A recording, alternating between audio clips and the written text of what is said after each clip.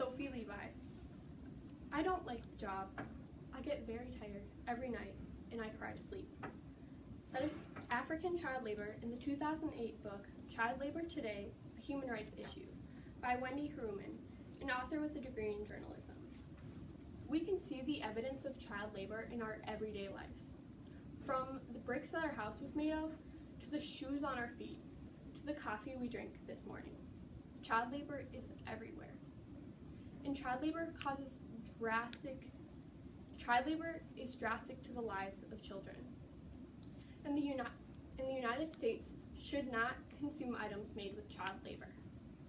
First, I will explain some of the problems that child labor causes. And second, I will propose a solution to child labor using using governmental regulation and consumer power. Let's start by looking at some of the problems that child labor causes. Child labor causes problems for the children who are making the products. The United Nations defines child labor as children doing jobs that they're either too young to do or jobs that are dangerous to them. So not all work done by children is child labor, just the work that harms them. Many companies choose to use child labor because, first of all, it's cheaper than using adult labor. And second of all, many children do not complain about their working conditions because they have no means of doing it. This was cited from the 2008 book, Child Labor Today, A Human Rights Issue by Wendy Heruman, who has a degree in journalism. We think that companies are the main problem causing child labor, but we as consumers are part of the problem as well. When we buy something, we are supporting the company, and when we buy something from a company that uses child labor, we're effectively supporting child labor. Child labor happens all across the globe. According to the 2013 report titled Making Progress Against Child Labor from the International Labor Organization, there are 168 million children in child labor, which is more than twice the amount of children that there are in the United States.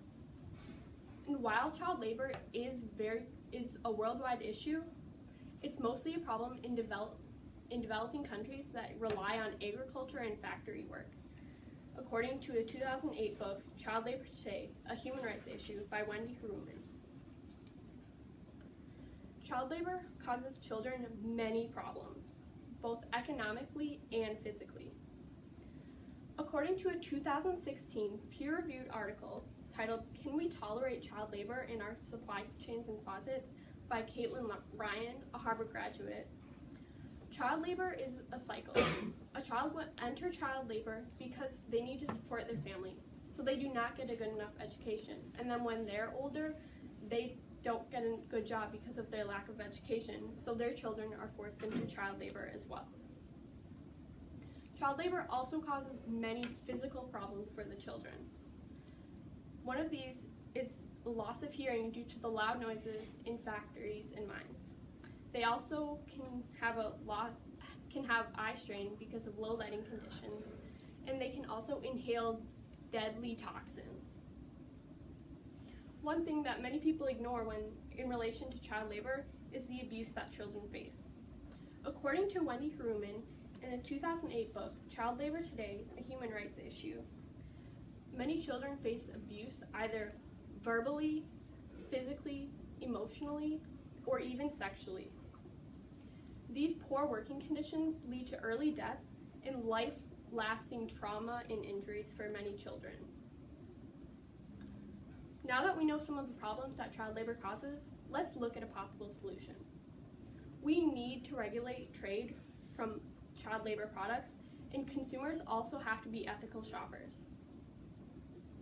We need to pass laws that stop the import of goods made with child labor, and this would be done through legislation that requires certain standards to be upheld for companies that we buy from in the United States. One of these standards could be that children who work are required to attend 3 hours of school each day, which would prevent the problem of the child labor cycle.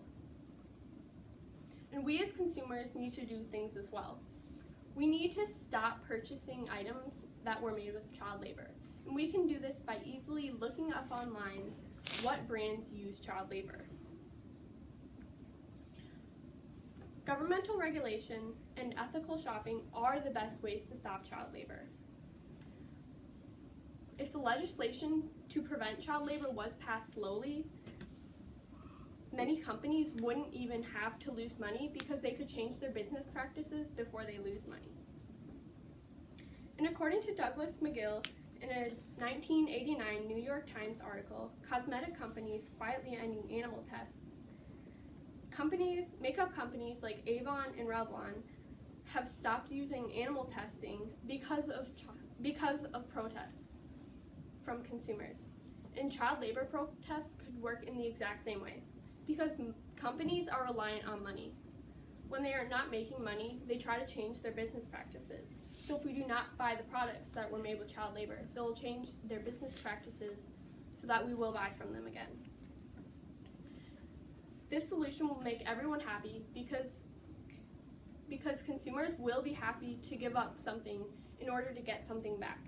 And children in developing countries will be happy as well because they will be safer and they will be able to have an education so they can get out of child labor. Today, I first talked about the problems with child labor and the consequences